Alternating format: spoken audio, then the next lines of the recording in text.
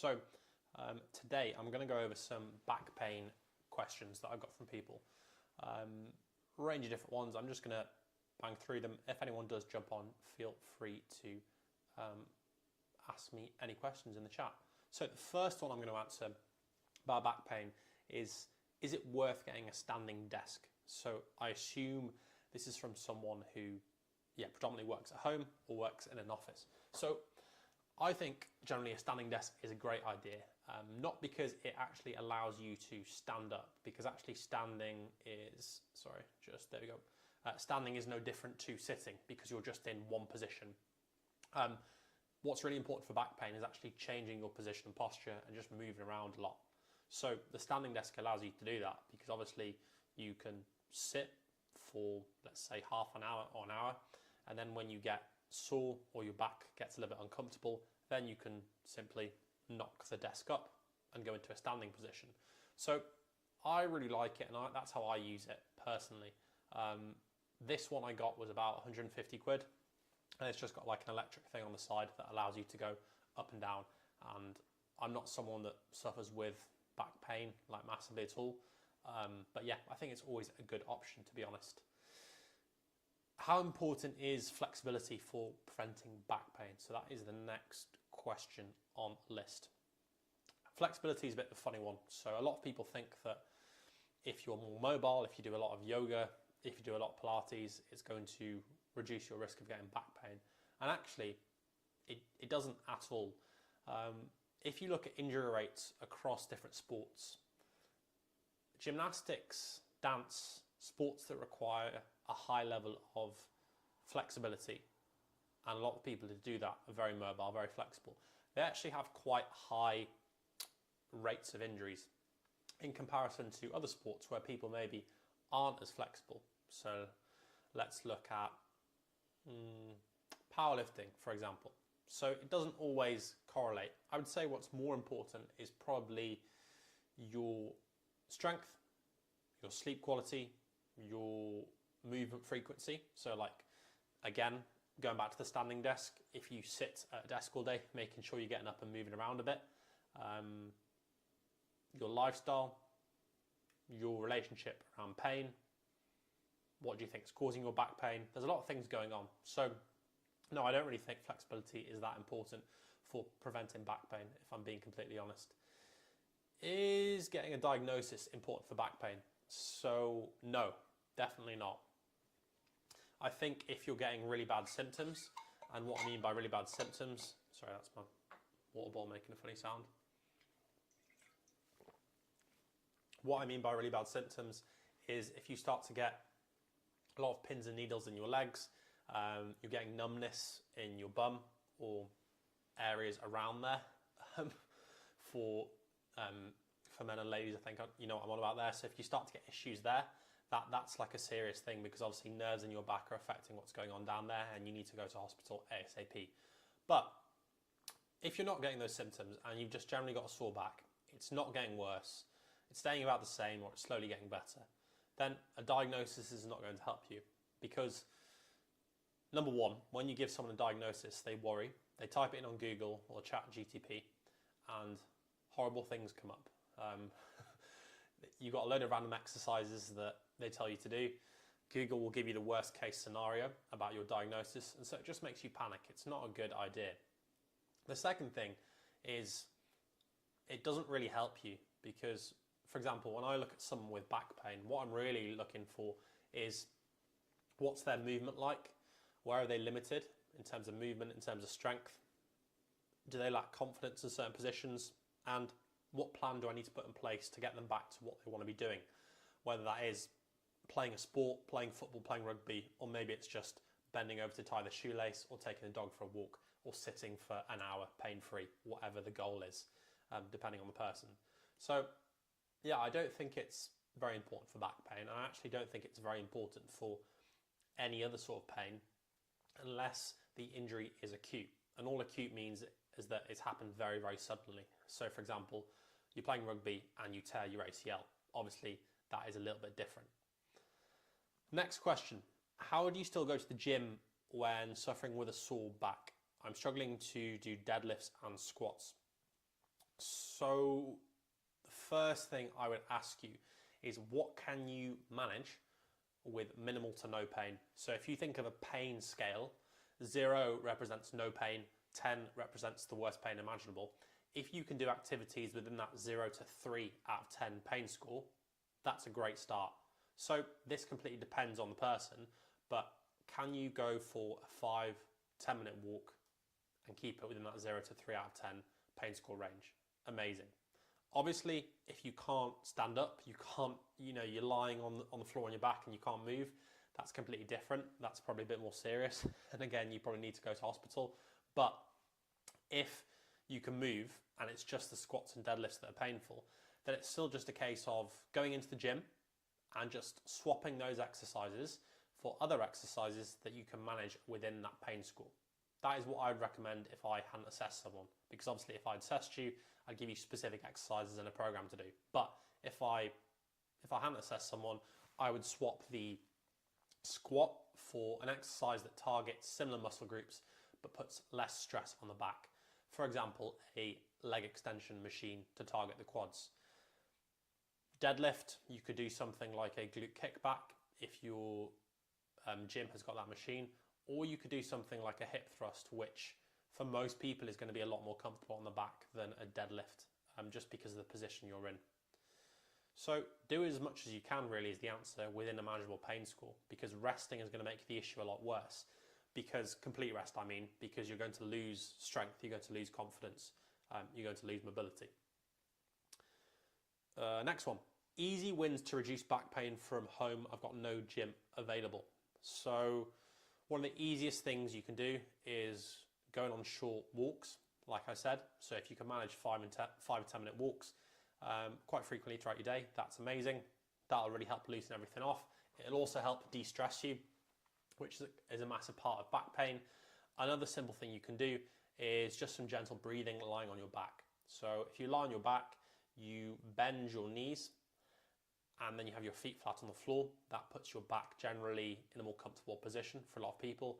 And then you just practice some deep inhales through your nose and then long exhales through your mouth with your hands wherever you want them. You can just pop them on your chest or by your side and just run through 2 to 3 sets of anywhere from 8 to 10 breaths. What you can also do is you could put your hands further down on your rib cage, and so you can feel your rib cage expanding and then closing as you exhale. So you can also do that, which is quite nice. So as you inhale, you'll feel your rib cage spreading apart, gives you some visual feedback. And then as you exhale through your mouth, you can feel your ribs closing. Getting the rib cage moving tends to reduce a lot of pain and just improve movement, which massively helps with back pain. So that's another easy win. How can you help people with back pain without touching them? So I assume here you're referring to online coaching, online physio. How does that work? Well, it works because of the things I've mentioned. So what isn't going to help your back pain is getting hands-on treatment or resting, because these two things are really in the same bucket. Because regardless of if you sit and do nothing at home, or you go get a massage, or you go get acupuncture, or you get your back cracked, none of those things are improving your mobility, your strength, your confidence, and they're not going to get, therefore, as a result of that, they're not going to get you back to the sport or activity you want to do. It's not that clear cut and dry. Like, there's obviously a lot of other things going on apart from improving those physical qualities. Your knowledge around the injury, your confidence, your beliefs around pain, but the hands-on stuff is not going to do that. And so online coaching really kind of bridges that gap, because you have someone that keeps you accountable day to day. I just check in with people on WhatsApp, drop them a message. Have you done your exercises? Have you done X, Y, and Z? Keeps people accountable. They get on with it. They've got a plan in place. They get stronger. They get more mobile. They get more confident. I'm not going to do a sales pitch for my coaching, but you get the idea. I've got a bulging disc in my back. Got this recently. Is this serious? Do I need to go into hospital? So the first thing again is those symptoms. Are you getting those symptoms? So a lot of pins and needles, numbness, loss of strength and control in your legs. That's a big one. And is it getting worse? If it's getting worse, I would always go in. If it's improving, if it's getting better, generally not. A bulging disc though on its own is not something to be concerned about. All of us have got bulging discs. Whether they cause pain or not is completely random. So I've never had pain in my back that would reflect a bulging disc, so to speak. But if you took a scan of my back, you might find a lot of bulging discs because previously I've done quite a lot of weightlifting, some heavy deadlifts, heavy squats, and I still do occasionally. So my back isn't going to be free of damage, so to speak. But if that's causing pain is another question, because pain is a lot more complex than just more damage on a scan equals more pain. It's obviously influenced by a lot of other things going on in your life. With a lot of people with back pain, sleep can be an issue, nutrition can be an issue, general activity levels can be an issue, relationships can be an issue. I don't want to go too deep, but yeah, that's kind of oversimplifying it again. Hopefully that answers the question.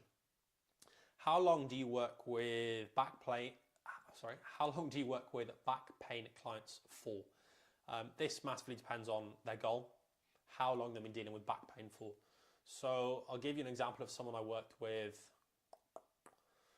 just sprung to mind, last November. He was a footballer, semi-pro footballer, and he was struggling with a hamstring injury and chronic back pain. And he was struggling to play matches, and he was struggling to do training, essentially. He was in a really bad way. He could barely do like a bodyweight squat. So I worked with him for about, I think it was between 5 and 7 months. He'd been dealing with the back pain for years and years, and the hamstring thing had just popped up recently. We got him to a position where he could be back in training every week, and then he could also consistently play matches and not just come off the bench with minimal to no pain. So with someone like that, probably that sort of time frame. If you're looking at someone who just wants to get back to, maybe let's say tying the shoelaces, going for a 5 or 10 minute walk daily, sitting for an hour pain free, it could be a short amount of time. It might only be 2 or 3 months. I wouldn't say anyone works with me for less than that, just because back pain's complex, a lot of injuries are complex, and you need a bit of consistency, you need a bit of time. So 2 to 3 months seems to be the bare minimum. But a lot of people as well, I do physio with, and then I just PT with them afterwards. So they just carry on. Do I need a stronger core to fix my back pain? So again, this is a little bit of a myth in the rehab and physio world. So you will actually see, I've seen, and you will see a lot of people who've got back pain with very, very strong cores. So it's definitely not a thing on its own that a stronger core will fix your back pain or prevent you getting back pain. The reason for that is because a lot of people with back pain are very, very stiff. What I mean by that is they don't like moving their spine. They don't like bending forward. They don't like arching and extending back. They don't like bending side to side, and they don't like rotating.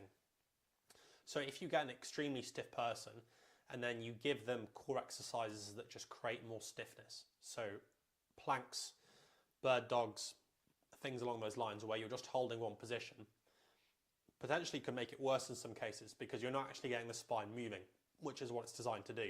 So with a lot of my clients, what I like to do is I like to not necessarily train the core, but just get the spine moving. So get people doing med ball slams, med ball rotations, mobility bits of the spine, reaches, twists, things like that. Obviously we build it up nice and gradually so people can kind of cope with the different ranges. But yeah, that's what I would do. That's what I do with a lot of back pain clients. So it's not core strength as such. It's more improving movement and mobility in their back. How important is strength for fixing a sore back? So this is a very similar question, but I assume you're meaning general strength here. So I do believe general strength is very important. So I think most people should be going or doing some form of strength work 2 to 3 times a week, whether that's in the gym or at home, and upper and lower body. I think that's really, really important. Most of the people I work with are not in that position because most of them go to the gym. Some of them don't. And so if you're not going to the gym and you're dealing with back pain and you come and work with me, I would recommend introducing that, some lower body strength days, some upper body strength days, and then some back mobility on top of that. But if someone comes to me and they go to the gym, like this footballer, he was a semi-professional footballer, he was already going to the gym 4 times a week. The issue was not strength, it was more of a movement issue, and his quality of movement and his in certain positions, so it's a bit more complex. So it wasn't just a case of, yeah, go and lift more weights as such. Hopefully that answers the question. So yes, strength is an important aspect, but it only makes up a small part of the equation, and it depends on the person. I think that probably answers that one best.